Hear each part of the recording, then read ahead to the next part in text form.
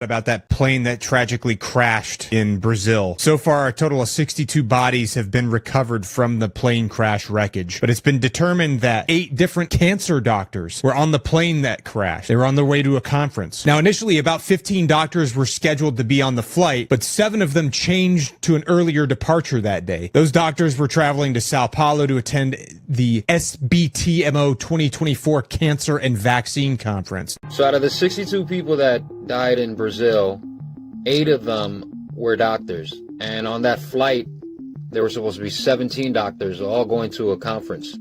And the 8 doctors were all cancer doctors that worked on cancer treatments. In fact, they were the ones that decided what type of treatments were used, what was legitimate, what was not legitimate. And one of the doctors actually has a YouTube page where they were proactive and seeking out and promoting natural health that fought off cancer without any of the pharmaceutical drugs.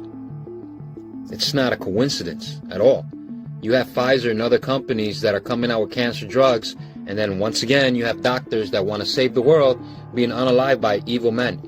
And we, the handful of us and the followers who follow passionately and repost, are the only ones screaming up about this.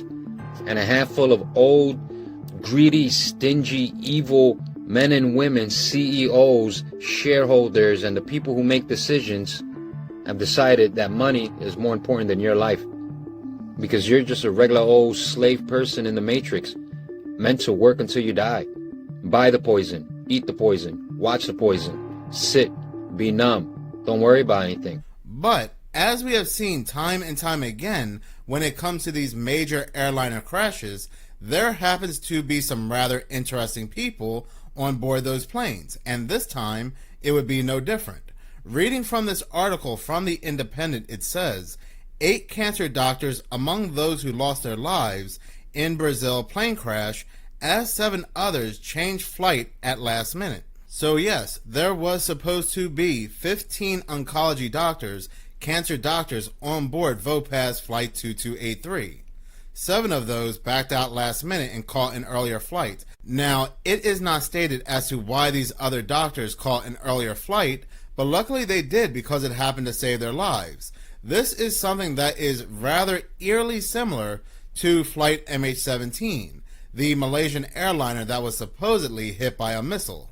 When something like this happens, many people like to bring up MH370 because MH370 had over 20 superconductor scientists on board when it went missing. We should also mention MH17 as well, a flight where everybody lost their lives on board back in 2014, but over 100 of those people were top researchers when it came to AIDS. That is something that's often swept under the rug.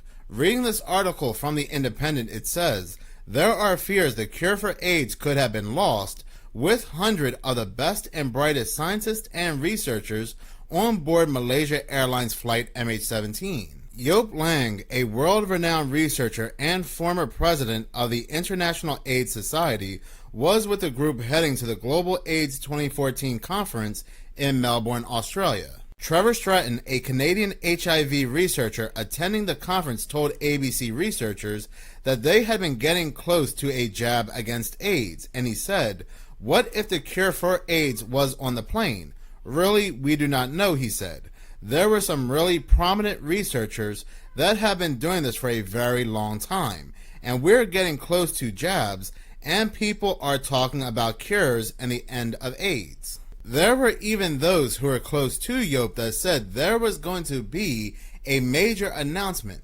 A major breakthrough was going to be announced at this conference, and it never came to pass. People who knew of this breakthrough are now keeping quiet. This is something that has played out all throughout history. Whenever a mode of transportation experiences a major catastrophe, you will find out there are a group of people on that mode of transportation that do have something interesting in common. Remember that very bizarre story that came out where a group of scientists and environmentalists were on a plane heading to East Ohio after the train derailment.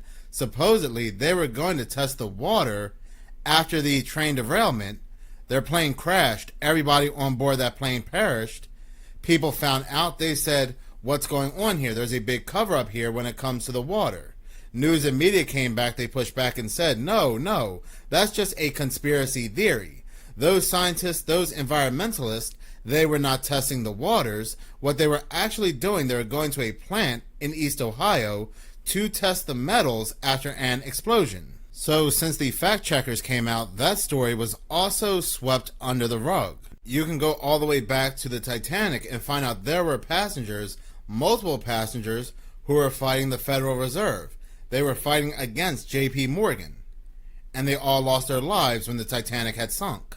We're saying this because we have seen this time and time again. It is not a conspiracy theory. It is now a pattern.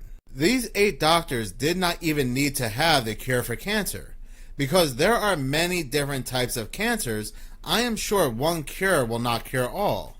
But what if these doctors